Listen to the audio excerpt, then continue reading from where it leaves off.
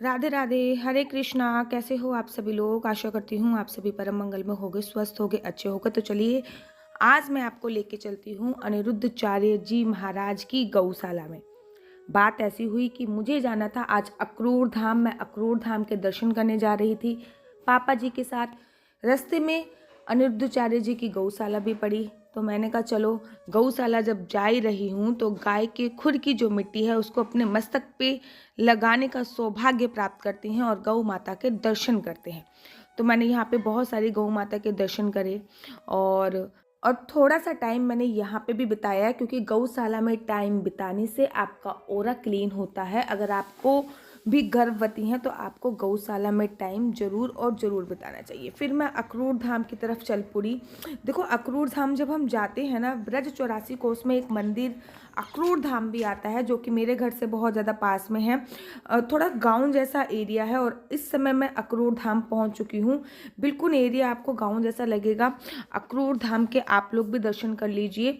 ये वही जगह है, यहाँ पे मथुरा से भगवान श्री कृष्ण जी को लेने के लिए अक्रूर महाराज को कंस ने भेजा था। तो अक्रूर महाराज जी ने यहीं पे आकर भगवान श्री कृष्ण जी की पूजा अर्चना वंदना करी थी। उनका रथ यहाँ पे आके रुक गया था। अच्छा, यहाँ पे ये गार्डनिंग बहुत अच्छी हो रखी थी, बहुत सारे पेड़ पौधे बहुत अद्भुत थे और ये बहुत ही अच्छे पेड़ पौधे यहाँ पे लगाए गए थे। और ये जो वृक्ष आप देख रहे हो ना, पता नहीं कितने हजारों साल पुराना वृक्ष है। हजारों साल पुराना इस वृक्ष को बोला जाता है। और साथ ही के साथ ये भी बोला जाता है कि इस वृक्ष की परिक्रमा करने से या फिर देखने मात्र से आपके जन्मों जन्मांतर के जो पाप होते हैं वो क्षीण हो जाते हैं।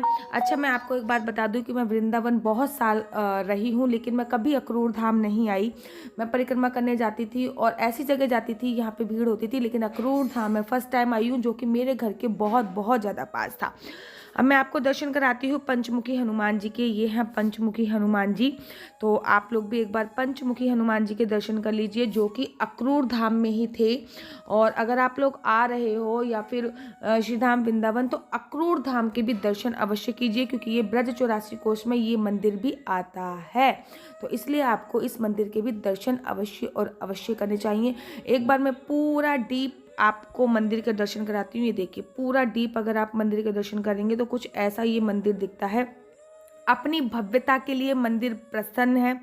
अपनी भव्यता के लिए जो मंदिर है वो प्रसिद्ध है, क्योंकि ये बहुत विशाल मंदिर है। और जो एरिया है वो पूरा ब्रज लुक आपको देता है। और उससे थोड़ा सा आगे चलते ही मथुरा लग जाता है।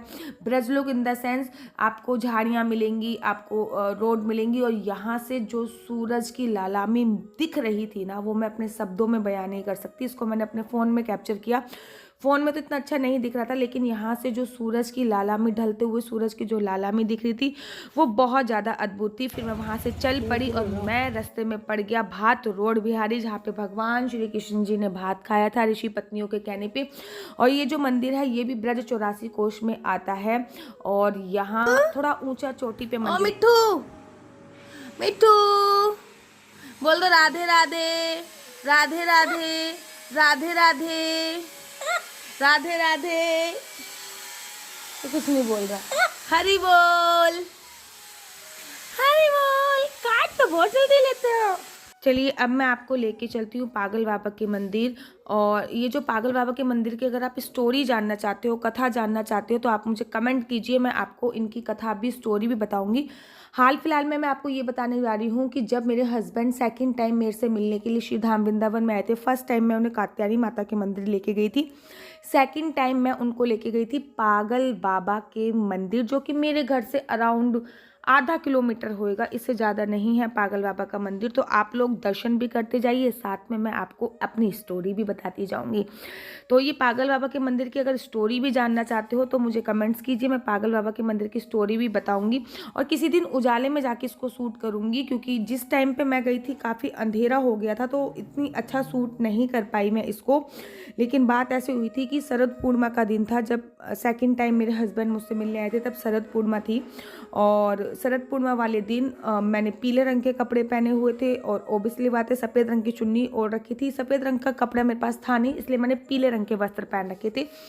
और मैं बांके बिहारी जी जाने के लिए रेडी हो रही थी। इतने में सतीश जी आ गए, मेरे हस्बैंड मुझसे मिलने के लिए आ गए। और उन्होंने मुझसे मिलने के लिए नहीं आए थे, बड़े सियाने थे ये, मिलने के लिए नहीं आए थे। एक्चुअली ये मेरे डॉक्यूमेंट्स देखने के लिए आए थे कि मैंने कहाँ तक पढ़ाई करी है, कितनी पढ़ाई करी है, ये सारी चीज़ें देखने के लिए आए थे। तो सबसे पहले मैं इनको लेके आई थी, सेकंड टाइम जब ये मिलने आए थे तो सबसे पहले मैं इनको लेके आई थी ये वाले मंदिर, पागल बाबा के मंदिर, क्योंकि काफ़ी टाइम था तो पहले मैं पागल बाबा के मंदिर आई। ये 9 मंजिल बना हुआ है और इसको ये आप श्राप समझ लीजिए या फिर आशीर्वाद समझ लीजिए। इसको ये है कि इसमें हमेशा निरंतर कार्य चलता रहता है, इसका काम एक भी दिन के लिए बंद नहीं होता, अर्थात मंदिर में हमेशा काम चलता रहता है। उसके बाद मैं उनको लेके गई थी शरद पूर्णिमा वाले दिन ही बांके बिहारी जी के मंदिर। और बांके बिहारी जी के शरद पूर्णिमा पर जिसने भी दर्शन कर लिए वो तो अपने आप में ही सौभाग्यशाली हो जाता है। और तब से ये बन गए बिहारी जी के भक्त। और जिस दिन से गए राधा रानी के पास, उसके बाद तो राधा रानी से ऐसी लगन लगी, ऐसी लगन लगी,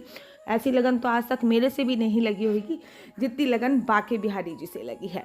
बांके बिहारी से नहीं, राधा रानी से। बांके बिहारी जी से लगन मेरी लगी हुई है और उनकी राधा रानी से लगन लगी हुई है। अच्छा, ये पूरा संगमरमर का मंदिर है और सीढ़ियों से इसको चढ़ा जाता है। अगर आपके पैरों में प्रॉब्लम है तो मैं बिल्कुल भी आपको एडवाइस नहीं करूँगी कि आप इस मंदिर में जाइए, क्योंकि 9 मंजिल इमारत है और आपको सीढ़ियों से ही चढ़ा जाएगा। हर मंदिर, हर इमारत पे अपनी अपनी अलग अलग प्रतिमाएं आपको देखने को मिल जाएंगी और अपनी ऊंचाई के लिए ये मंदिर बहुत ज़्यादा प्रसिद्ध है। और मेरे घर से भी इसकी चोटी जो है वो दिखती है। बहुत भव्य और बहुत सुंदर मंदिर है, सुंदर मंदिर है। जब सतीश जी ने इस मंदिर को देखा था, मेरे हस्बैंड ने इस मंदिर को देखा था, तो वो बहुत बहुत ज़्यादा खुश हुए थे और कहते थे कि वृंदावन धाम में मंदिर तो बहुत सारे ही हैं, काश हमें भी यहाँ पे रहने का मौका मिले। और देखिए, उनको भी यहाँ पे रहने का मौका प्राप्त हो गया, उनकी मेरा विवाह हो गया और उनको भी यहाँ पे रहने का मौका प्राप्त हो गया।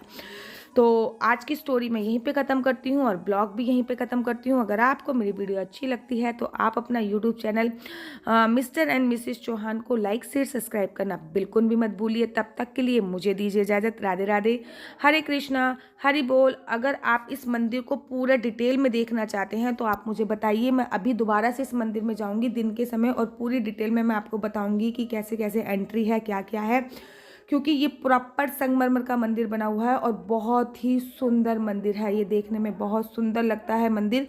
और इसकी स्टोरी भी अगर जानना चाहते हो तो भी आप मुझे कमेंट्स करके बताइए, मैं आपको इसकी स्टोरी भी बताऊंगी कि इसकी कथा जो है वो बहुत बहुत ज़्यादा इंटरेस्टेड है। तो चलिए, राधे राधे, हरे कृष्णा, हरि बोल।